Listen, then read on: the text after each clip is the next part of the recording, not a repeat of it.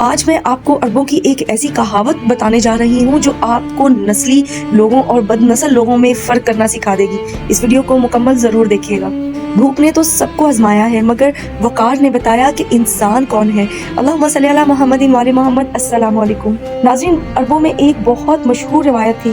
جب ان کے پاس گھوڑوں کی تعداد بڑھ جاتی تھی اور یہ پہچان مشکل ہو جاتی تھی کہ کون سا گھوڑا نسلی ہے اور کون سا بے نسل، تو وہ ایک سخت آزمائش کرتے تھے۔ وہ گھوڑوں کو بھوکا رکھتے، کبھی مارتے کبھی ڈراتے، اور پھر اچانک ان کے سامنے چارہ ڈال دیتے۔ اب ہوتا کیا تھا کہ جو گھوڑے بے نسل ہوتے وہ لپک کر چارے پر ٹوٹ پڑتے، لیکن جو نسلی گھوڑے ہوتے وہ پیچھے ہٹ جاتے، وہ نہیں کھاتے تھے، کیونکہ وہ پہچان گئے ہوتے تھے کہ جو آج چارہ دے رہا ہے کل یہی ہاتھ انہیں مار رہا تھا۔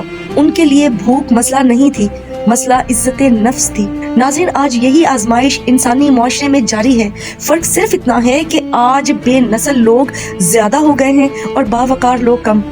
آج بھی کچھ دہلیزیں ایسی ہیں جہاں انسان کو بار بار بغیر کسی قصور کے لٹایا جاتا ہے، کبھی لفظوں سے، کبھی رویوں سے، کبھی خاموشی سے، اور پھر اسی دہلیز سے ایک ٹکڑا اچھال دیا جاتا ہے کہ لو اور اب مان جاؤ۔ ناظرین، یاد رکھیے، جو آپ کو بار بار گرا کر پھر نوازنے کا ڈرامہ کرے وہ آپ کا محسن نہیں ہوتا، وہ آپ کی خودداری کا قاتل ہوتا ہے۔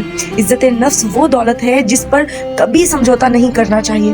اگر کسی جگہ آپ کو بار بار بلا وجہ جھکایا جائے، رلایا جائے، آپ کی قدر نہ کی جائے، تو وہاں دوبارہ دستک دینا عقل مندی نہیں، خود سے ناانصافی ہے۔ یقین جانیے، نسلی انسان بھوک برداشت کر لیتا ہے لیکن ذلت قبول نہیں کرتا، اور جو شخص اپنی عزت بچا لیتا ہے اللہ اس کی زندگی میں ایسی جگہیں پیدا کر دیتا ہے جہاں اسے جھکنا نہیں پڑتا، جہاں اسے مانگنا نہیں پڑتا۔